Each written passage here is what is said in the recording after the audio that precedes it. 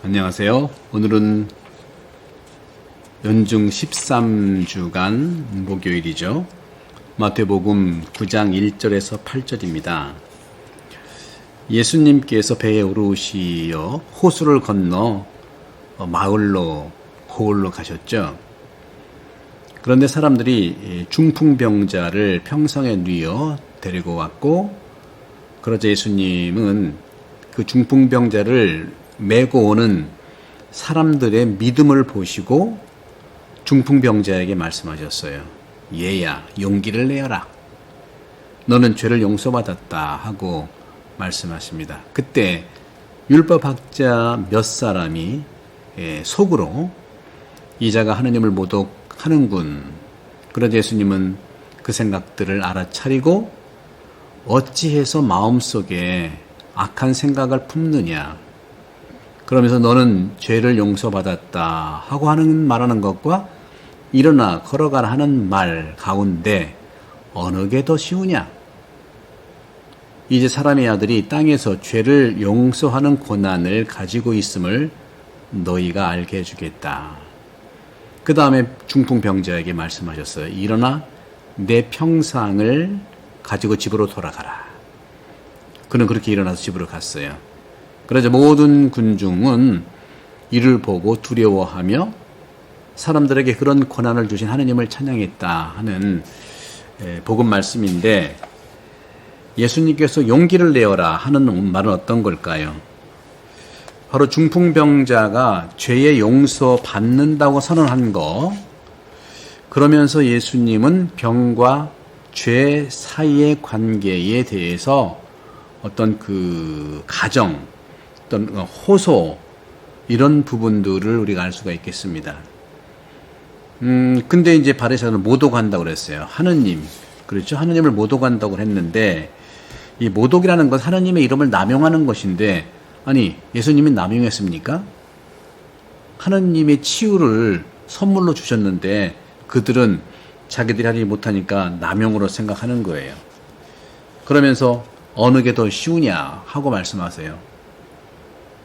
경험으로 우리가 확증할 수는 없지만 예수님은 분명 중풍병에 대한 고난은 가지고 있고 또 죄에도 용서하는 고난도 가지고 있는데, 먼저 중풍병에 관한 고난을 보이면서 증명으로써 적어도 용서하는 것에 대해서 더 돋보이게 하려고 하는 겁니다. 목적은 용서예요. 그런 점에서 이런 부분에서 예수님이 말씀하시는 이 관점에서 오늘 보자 군중들은 두려워했어요. 그러자 마르코복음 2장 1절에서 2절 같은 병행교에서는 사람들이 놀래기만 했는데, 오늘 마테오 복음에서는 두려워했다는 말을 합니다. 사람들이 두려워했어요. 이 두려움, 경외심의 반응은 바로 근본적으로 마테오 복음에서 거룩한 변모 때도 그랬고 부활 때도 그랬고 한마디로 부활과 연결되어 있는 겁니다.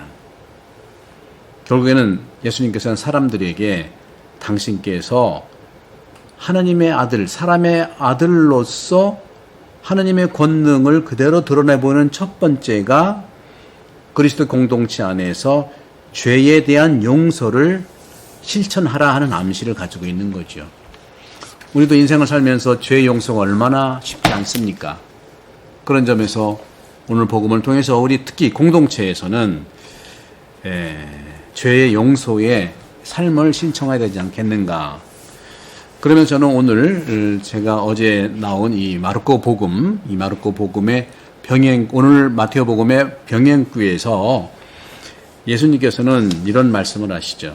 예수님은 정말 종교 지도자로서 볼 때 그 당시에 율법학자들, 율법 교사들, 종교 지도자라고 하는 사람들 어떻게 대조가 되어 보입니까? 예수님께서는요, 죄를 용서하는 권한을 주장했습니다. 그런 점에서 하느님은 우리와 같은 인간 존재일 수는 없지만 오직 열심한 사람들만이 이 종교 지도자들과 잘 어울립니다. 그런데 예수님께서는 그런 지도자가 아니었어요. 그런 점에서 우리는 참으로 당대의 율법 종교 지도자와 예수님과의 차별이 어마어마하다는 것을 볼 수 있습니다. 단지 우리도 마찬가지예요. 신부님을 존중하고 신부님을 잘 따르고 하는 것은 감사할 일이지만 단순히 율법학자들처럼 종교 지도자들한테 정말 그 친해지고 싶은 마음은 이해가 가는데 예수님은 그런 친분 관계에 공간을 허용하기보다는 본질적으로 하느님의 이러한 용서의 권한을 보여주는 것처럼 우리들에게 하느님의 사랑을 보여준 것이죠. 그러니까 우리도 사제 수도자를 존중하는 이유도 하느님의 뜻을 실현하기 때문에 존중하는 거 아니겠습니까? 그런 점에서 오늘 저는 특별히 오늘 복음에서 주님께서 말씀하신 일어나 걸어가라, 오늘 마태복음 9장 5절의 말씀을 집중적으로 한번 묵상을 해본다면 우리가 살아가면서 여러분 잘 아십니다마는 프랑스 루르드 성지 잘 아시죠? 그 성지에서는요 좀 기적이 많이 발생하고 그 목격 증거들이 많이 나타납니다. 성체 구동을 하는 동안 한 병자가 순간적으로 일어나 두 발로 섰죠. 그런데 성지에서 진행하는 자들은 군중의 열광을 제지하려고 또 혼란이 생기지 않도록 즉시 그를 침대에 억지로 눕히곤 했습니다. 예수님께서 행했던 것들도 마찬가지 아니겠습니까? 예수님께서 행하셨던 것들처럼 오늘도 기적이 일어난 것일까요? 루르드에서? 그러면 이것들은 어떤 의미를 던지고 있는 걸까요? 건강을 위한 기적들이란 하느님의 힘과 능력에 높이 찬미와 찬양을 올리는 것입니다. 오늘 복음에서 군중들이 그랬잖아요. 두려워하면서. 그런데 성경에서 병은 죄의 결과라고 얘기를 합니다. 그렇다면 기적적인 몸의 치유는 어떤 걸까요? 바로 영적 치유의 표징입니다. 하지만 영적 치유 자체가 기적이라고 생각할 수는 없어요. 의학적인 그런 검증도 필요하겠고요. 좀 공통적인 몸에 대한 자세한 메커니즘도 진행 과정도 봐야 되기 때문에 그런 것이죠. 하지만 그런 점에도 불구하고 실제로 교회에서 영적 치유라는 것들이 자주 확인될 수 있습니다. 그러면 오늘 복음에서 예수님께서 일어나 걸어가라 하는 예수님의 말씀은 도대체 무엇을 뜻할까요?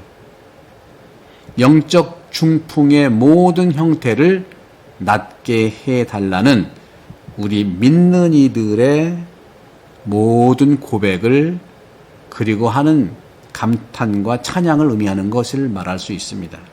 그렇다면 이런 경우 마치 히브리 사람들처럼 우리도 인간들에게 비슷한 능력의 힘을 주시는 또 주신 하느님께 영광과 경탄과 찬미를 드리는 것이라고 표현해야 될 것입니다.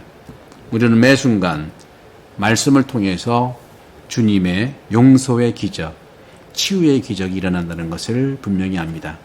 여러분들 이 루카복음 많이 이용해 주셔서 이 안에 주님의 치유의 선물들과 축복들이 가득하니 여러분들 많은 홍보와 또 구입을 권고해 드립니다. 복음화 차원에서 홍보와 여러분들 이 말씀 학교를 위한 그러한 여러분들의 어떤 그 의미의 지원과 응원을 부탁드립니다. 성부와 성자와 성령께서는 여러분 모두를 강복합니다. 감사합니다.